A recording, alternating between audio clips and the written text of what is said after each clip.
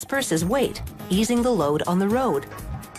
To make these pavers, a conveyor belt delivers concrete sand to a weigh belt that weighs the coarse sand as it falls onto it. The weigh belt carries the sand forward, while another conveyor belt unloads stone chips to be weighed. These chips are no larger than 1/3 of a centimeter.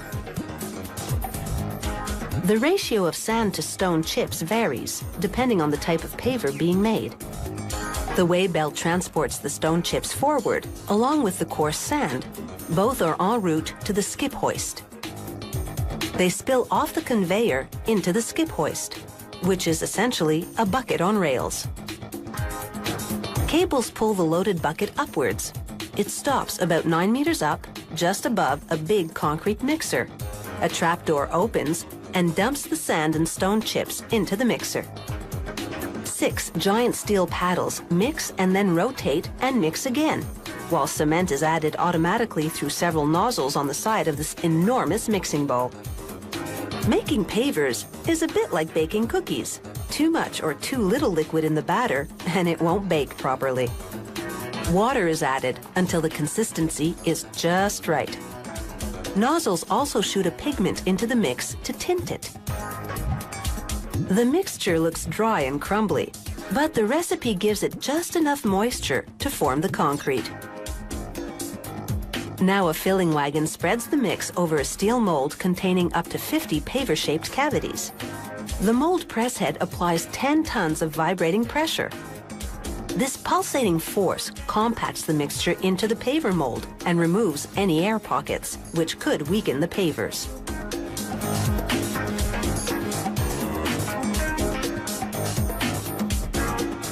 Hydraulic cylinders lift the mold, leaving the pavers on the press board. The press board slides out and the mold once again gets filled in and makes another 50 paver stones. It only takes about 10 seconds to mold, compact, and release a batch of pavers. The press boards filled with pavers slide into a rack. A hydraulic chain hoist lifts each board into a large holding rack. There, a special moving wagon called a finger wagon picks up all the boards from the rack in just one move. The electrical wagon moves along a rail to a curing kiln, where it's almost 38 degrees Celsius. The pavers actually generate the heat due to a chemical reaction from the combination of cement and water. About 12 hours later, the finger wagon carts the pavers out of the kiln. They're now 70% cured as a result of the chemical process that binds the cement, sand, and gravel, causing the pavers to harden. The rest of the curing will happen over the next 28 days. The pavers are now sturdy enough to handle, so 4 steel arms with rubber pads move in and straighten the stones on the board. These alignment arms are hydraulically driven. They arrange the concrete pavers so they interlock snugly.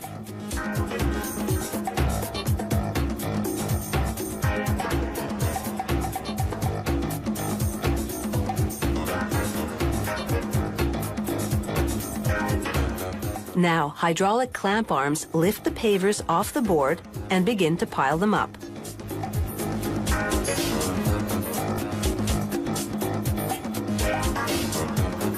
They're making a cube of stone.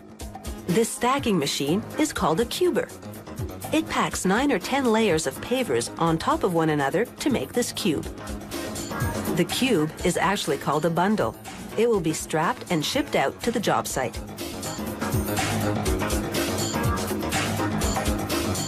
These concrete pavers will be on the road soon, in more ways than one.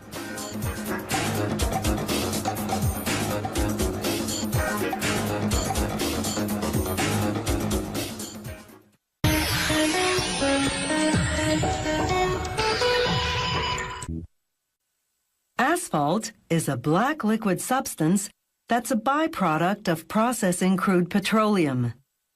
Asphalt is a key component of waterproofing and insulation materials and roofing shingles. But its best known use is for paving roads.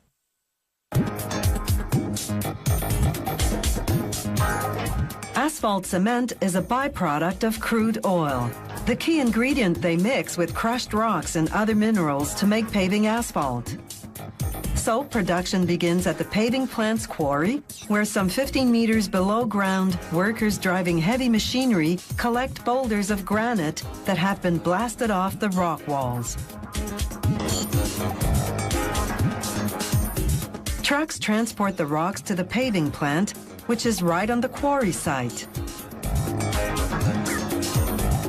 They dump their cargo into the primary crusher, a machine whose steel jaws crush these big rocks into pieces smaller than 20 centimeters.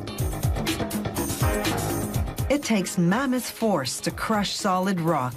The flywheels that amplify the motor's energy weigh more than 6 metric tons.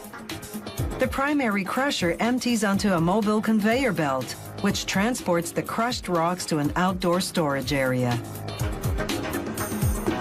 When it's time to make the asphalt, the rocks travel via conveyor belt from the storage area to a screening building to be classified by size. There, the rocks tumble downward over a series of inclined screens whose largest holes are 10 centimeters big. What's too large to drop through goes to a secondary crusher that reduces the rocks to 10 centimeters or smaller, then sends them to a third or tertiary crusher that further reduces them to 2 centimeters or smaller. What's small enough to pass through the screens bypasses the secondary crusher and goes directly to the tertiary crusher.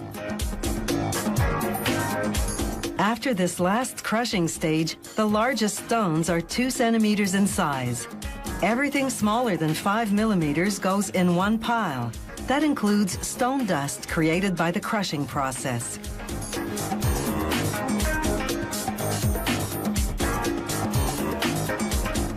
Stones 10 to 14 millimeters go into another pile. Stones 5 to 10 millimeters into another. Trucks transfer material from each pile to separate compartments called feed bins. Exactly what goes into the paving asphalt depends on what's being paved, but generally, these are the 4 ingredients. Sand, stone dust, 5 to 10 millimeter stone, and 10 to 14 millimeter stone. The ingredient proportions vary according to what the paving asphalt will be used for.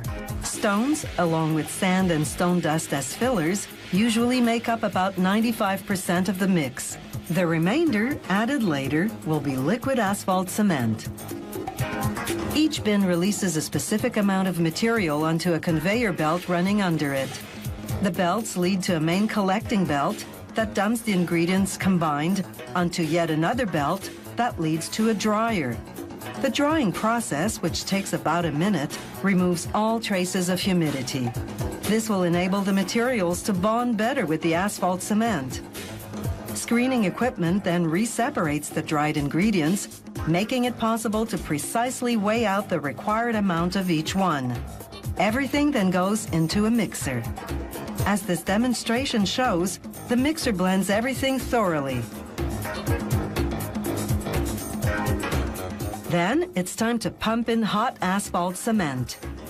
Oil refineries make asphalt cement from what's left over after they've processed crude oil. The paving mix contains about 5% asphalt cement. This is what happens inside the mixer. The hot asphalt cement binds the ingredients in about 30 seconds. The result is ready-to-lay paving asphalt.